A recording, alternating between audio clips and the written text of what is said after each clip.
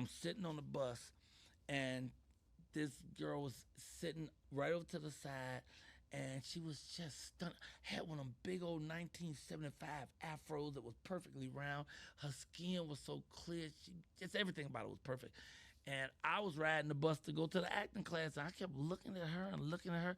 I slid on over and talked to her. I showed her my little script and said I'm going to acting class. And we hooked up, we clicked, and we became an item.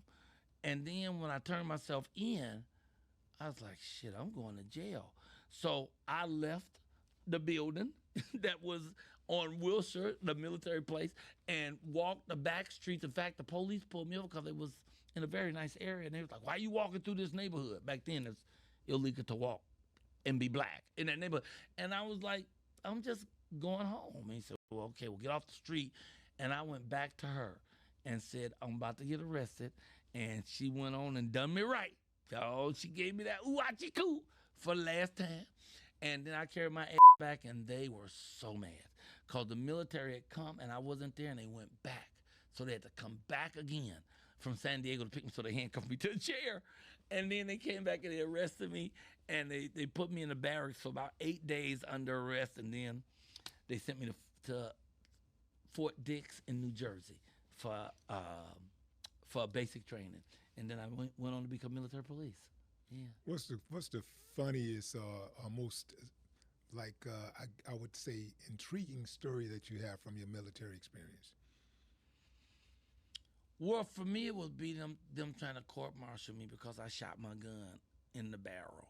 I mean, so as military police, at the end of your shift, there's a barrel full of sand, and you're supposed to clear your weapon, which is to it, make sure there's no round in it, and then to shoot into the barrel. Because a lot of cowboys and be in the military, and a lot of times they want to come in at the end and check, make sure their gun is clean.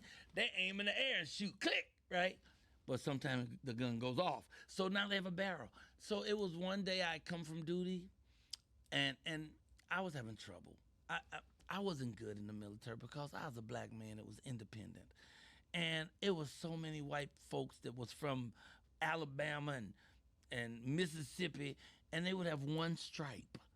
All you had is one stripe, you had more power than me, and they would talk to me any kind of way because they had rank over me, and I did not like it. I didn't like that type of stuff, but I loved a lot about the military. I have to say that. I loved a lot about, I loved the order that we had, the discipline that we learned.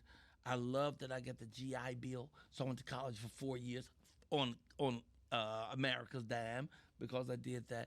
And I moved into my fabulous home without putting a penny down because I'm a veteran and because I went. So it's a lot of good stuff, but they would with me all the time because I would mess with them.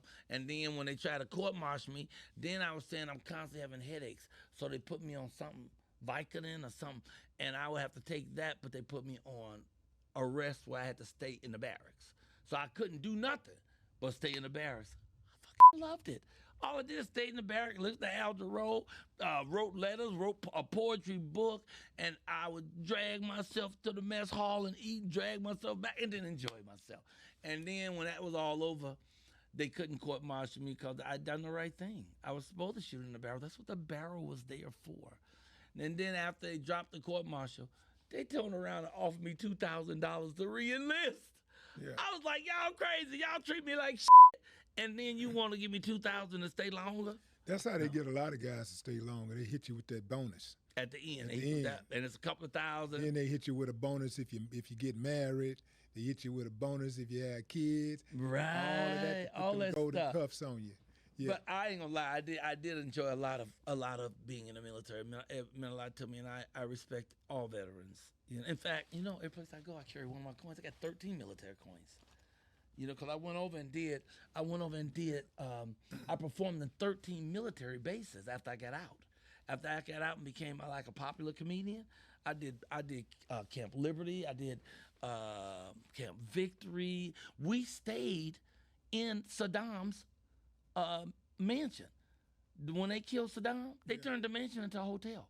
And that's where we as the military stayed, in Saddam's mansion. And we stayed there, and then they would helicopter us to the other bases. We went to 11 bases, and we would have to go, we would go at night, and you couldn't use any lights on the helicopter because the snipers would shoot at us. So Saddam was killed in what, 21, right? Was it 21?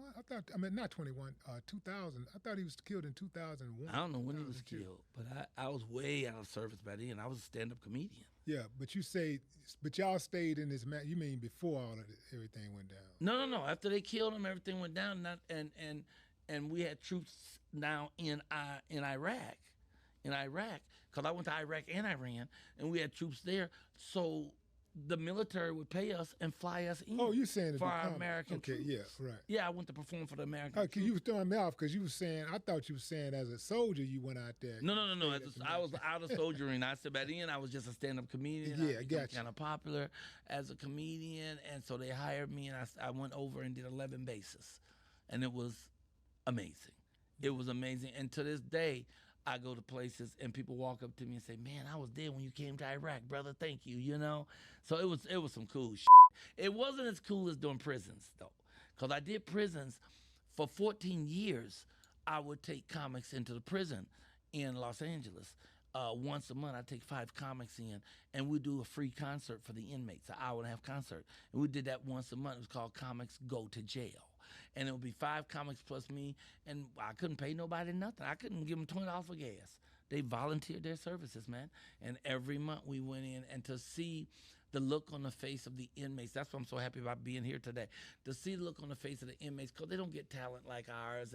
They mostly just have nothing to do, lift weights and bullshit, what you gonna do walking around in prison.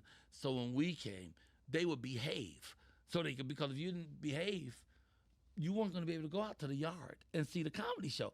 They would behave because they knew the comedy show was coming, you know? And so it was just really great to be able to remind people that just because your body's locked down, it doesn't mean that you're in jail. As long as your mind is free, you can go anywhere. You can be anything, and you can even change your current situation. But you have to have that state of mind. You have to understand the power that you have because we're connected to the Holy Spirit. I mean, really, if you have enough faith, you literally can walk on water and fly through the air. But we're still in a lower thinking that our only thing is to wake up in the morning, go do a job, pay our bills, pay Uncle Sam, go back home, go to sleep, and die. But it's so much more than that.